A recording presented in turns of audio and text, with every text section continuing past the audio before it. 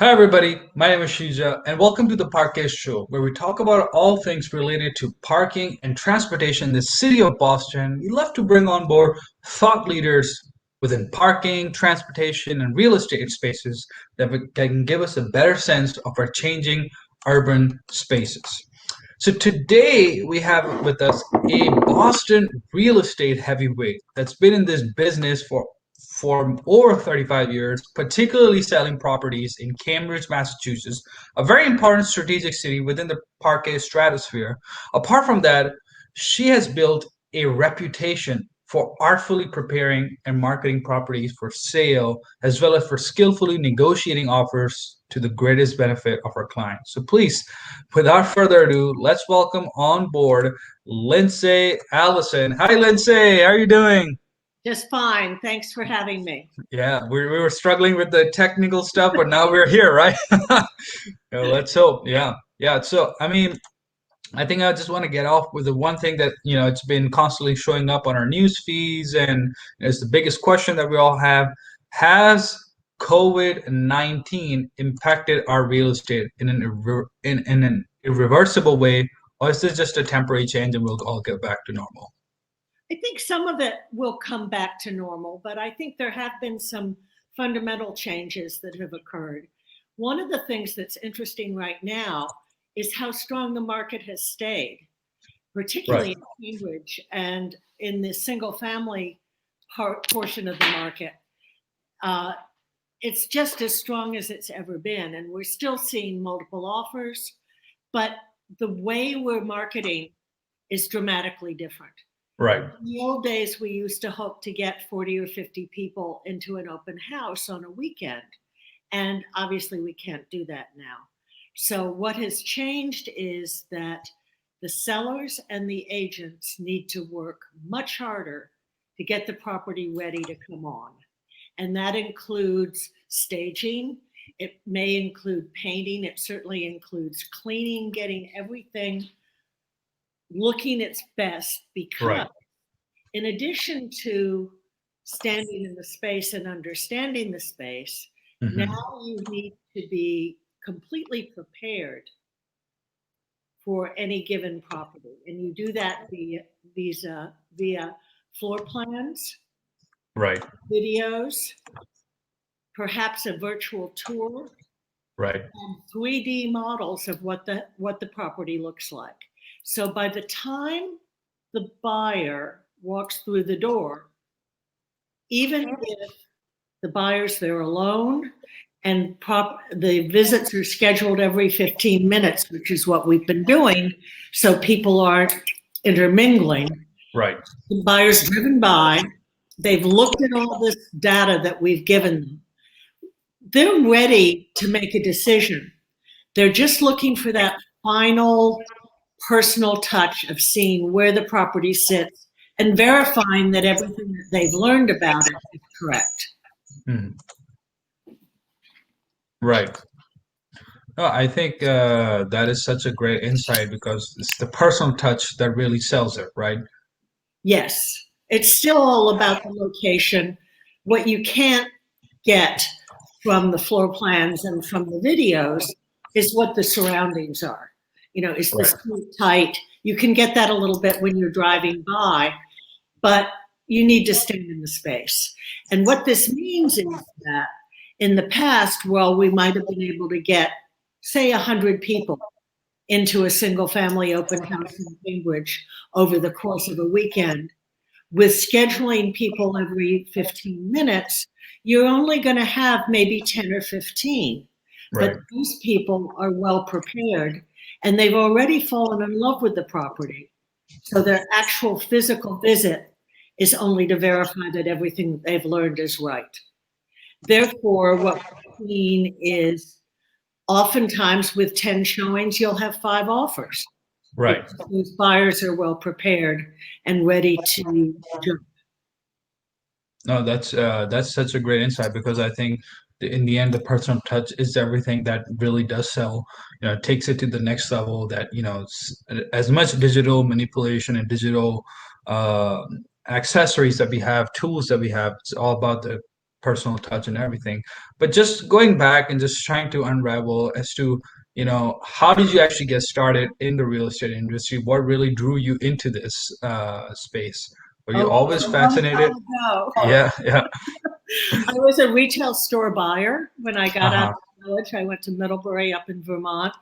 And Right. after working in stores doing sales and management, I became a buyer and did some import programs and traveling around the world and that sort of thing. And it's a real burnout business. Right, right. Once I burned, I decided to follow in the footsteps of my mother and my aunt and my cousins who were all in the real estate business.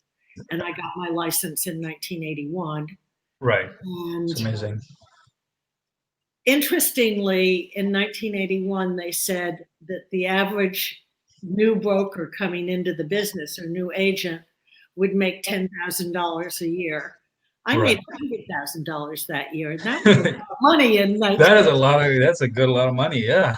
You did it. Yeah, you broke the glass ceiling in that way, right? Like you managed to, make that impact. But, now that now we all know that you've started this partnership with me, with Lisa May, who's also in the business with you. But I wanted to know, like, what was the reason behind you and your partner, Lisa May, starting your, own venture at Lisa and Lindsay and Lisa at Gibson Sotheby Cambridge? And what are you trying to do differently that from other companies, from other brokers, and from the real estate space in general? Well, Lisa and I started working together 20 years ago. Right, I tried partnering up with a number of other people. I couldn't find anybody who actually wanted to work as hard as I did. Real right, estate is a business where you're working nights and weekends. You don't really have a lot of time off. 10 o'clock right, at night, you need to take a phone call. And I had never found anybody who could, in the future, fill my shoes until I right, met Lisa. And she had a fundraising background and an events organizing background. right. She interestingly had gone to the same girls' school that I went to for high school in Baltimore. That's So great. when I graduated, she hadn't been born yet. And she's a very good writer. She's incredibly principled and hardworking and just a terrific, warm, lovely, talented young woman. So she and I started working together almost 20 years ago. As I was thinking, I was in my mid 50s, so I was thinking about the future. And someday I wasn't going to want to be doing all the things that I was doing at that point. Right, And Lisa just blossomed. She's a great writer. She has wonderful personal skills. She's extremely charismatic and warm. right. And I've just loved working with her. And one of the things, there are a number of things that we do differently.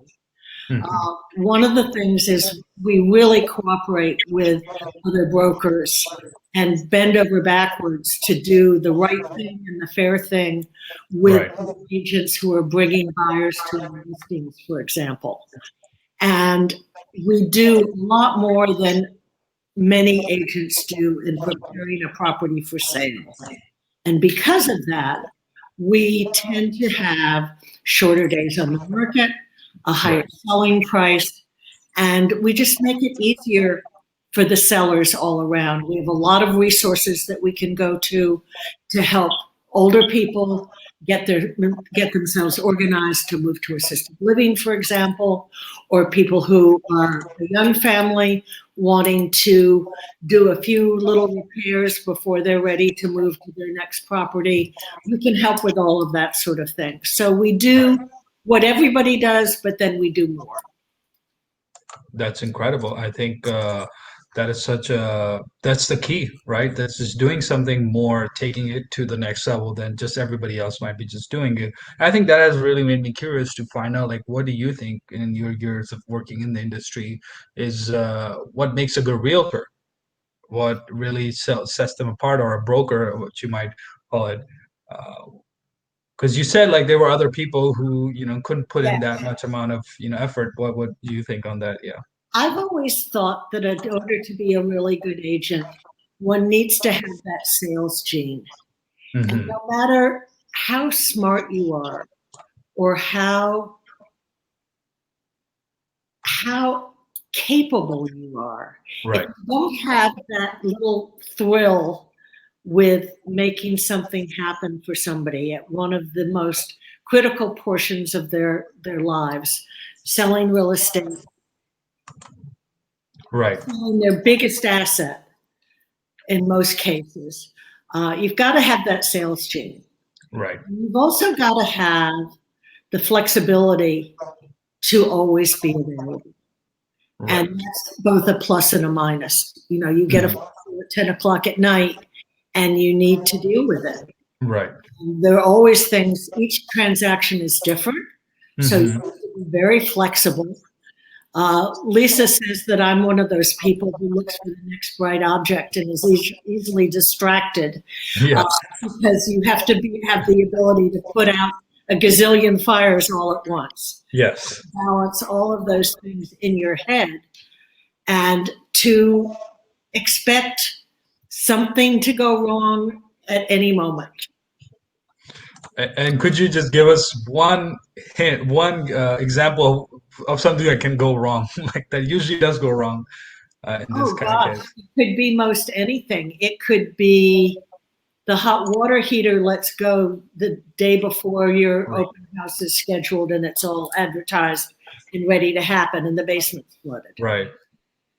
It could be, gosh, it could be the attorneys in the transaction have blown up at each other and the Right. deal's in. And you have to Oh, try to figure out a way to make it back together again. yes. Yeah. Wow. I mean, this is it definitely does take, somebody who has that endurance level within themselves to pull this off, right? Yes. Yeah. And there are many different skills involved in being an agent. One of the things that Lisa and I laugh about is one year, I think it was around 19, oh, was it 2003 maybe? And Right. that year we sold both the most expensive house in Cambridge and the least expensive house in Cambridge. So Okay. one of the things we've tried to do is to give that level of service that you would expect in Hmm. the most expensive house to all our listings. Each one Right. is really important. Yeah. No, I think that's such a great experience and invaluable insight. But now I think just going back to how, the average sale prices of condos have been fluctuating over the years. Do you think parking spaces, because we're here at Parkways, we all deal with parking every day. That's kind of a thing now. Do you think like parking spaces have anything to do with that? Well, certainly in Cambridge it does. Right. Cambridge is unique in that, unlike Boston, it's Right. urban, but it also has yards and trees and big parks and green spaces all around. So it's kind of the best of both worlds. Hmm. It's got that urban feel.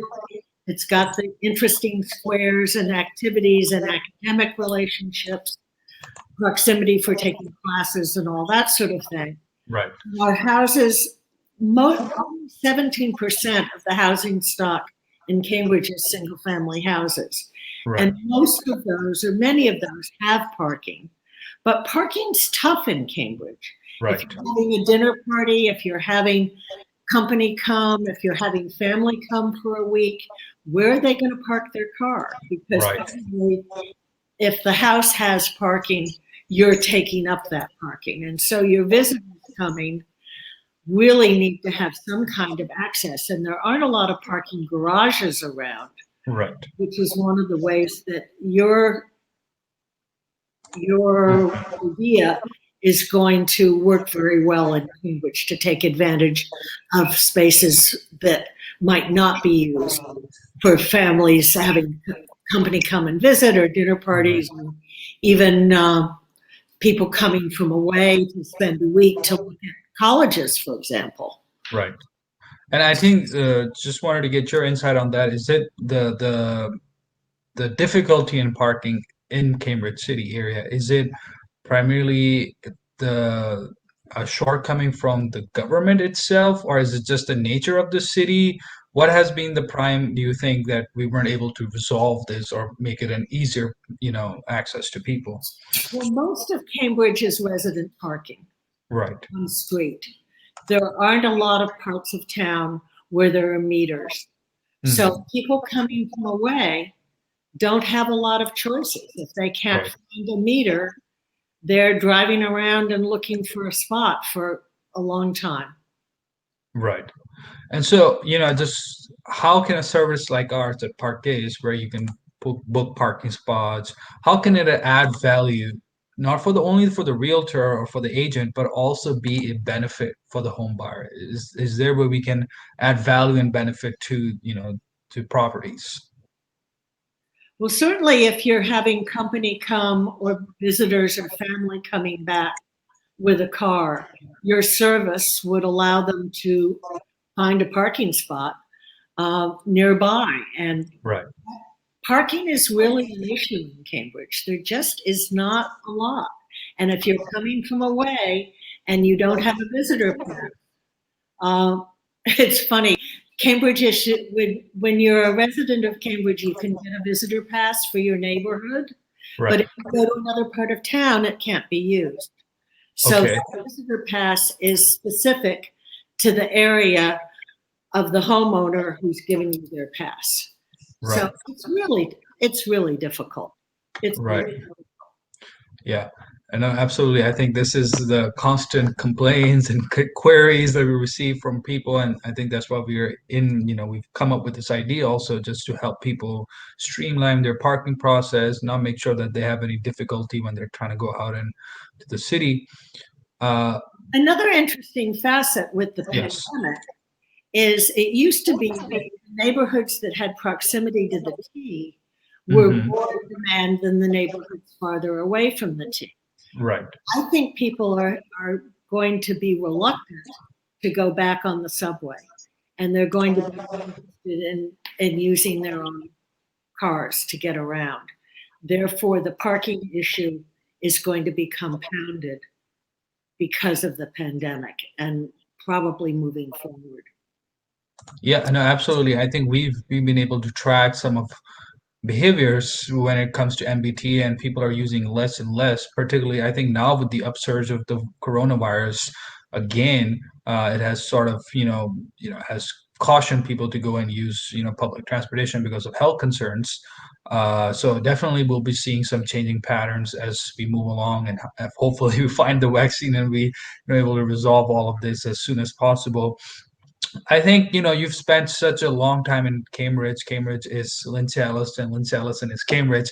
What do you think defines Cambridge? If you could define Cambridge, like, I've been there. I've had a great time. I used to go to Harvard Square, Harvard, and MIT. But just, being in the business and being in that area, what do you think says Cambridge? How do you would define it? Oh my, there's so many diverse facets of Cambridge. The academic Hmm. uh, portion, many people move to Cambridge because they want to go back to where they went to college. Right. Those were happy days. So there's a very strong academic feeling in Cambridge. One of the things we laugh about is you need a lot of bookcases in the house to sell papers. Right. Right. Yeah. But there's also a lot of music. There's a Hmm. lot of interesting stores and shops. Right. Not so many big chain shops, but a lot of boutique kind of places. So you have museums, you have green trees, big parks, houses with yards, and yet it's not so dense and city feeling that you feel closed in. Right. So it's really the best of both worlds, that Yes. outside the city, yet being a city. Right. Right, and I think just to add on to that, I think the other thing that if somebody has lived in other parts of America, that it just looks very different from it has it that European. We were even talking about that. It has a European feel, European architecture, and it comes with so much history. right? So Yeah. much of the American history, the independence history comes from those parts of the country. And I think Cambridge beautifully embodies that with, with all of that going on. Well, there's a very strong historical commission in Cambridge, as well Right. as neighborhood historic districts. And they oversee changes to the exterior of houses that are visible from the street. So that's kept our eclectic mix of architecture uh, very vibrant in the Right. city. And we have an anti-demolition ordinance, so you can't come in and just take down a house if it's an uninteresting house to you. Hmm. You've got to work with the commissions, and there's very little demolition in the city. Yeah, absolutely. I think that that preserves the nature of Cambridge, that Yeah. those kind of commissions and those kind of initiatives really help make Cambridge what it is. And I think just to close it off, what do you think the future of real estate look like, particularly in Cambridge, and what should the up and coming home buyers or people who want to rent, what should they be looking out for? I can't really speak to the rental market because I've Right. never lived in that market. Sure, sure. But in the close to 40 years that I've been working in Cambridge, I've seen a strength in the market, even in the moments when you wouldn't expect there to be strength. And I Right. think part of that is the interest in people to go back to where they went to school, Sure. as Yeah. well as the strong school systems that we have in Cambridge, Hmm. not only at the university level, but at in the elementary school level. Our public schools are excellent, and we have wonderful private schools scattered around. So there's enough of attractive elements between Hmm. the green spaces, the parks, the architecturally, historically interesting properties, the educational facilities. It's just a wonderful place to live. I moved to Cambridge as a single mom back in the 80s, and Right. it was a place that has continued to be incredibly vibrant and interesting, with a really interesting mix of people living here. You can have a neighbor who's a Nobel laureate. You can Right. have a neighbor who's an artist. You can have a neighbor who's a musician, who's a writer. They're Right. famous people that you bump into walking down the street. It's really a fun place to be. Yeah. People who are making the global change, you think that, they might be somewhere else, but who knows? They're your neighbor, or they're, going on the same commune that you're going on. So I think that's the beauty of Cambridge, that you're basically living in a part of the world where global change is happening. So I think, yeah, that's such a great way to look at it. I think, Lindsay, we've had such a great time talking. I think your insights have been really valuable to the Parkist community. And thank you so much for taking out your time and just, chit-chatting with us here at Parkist.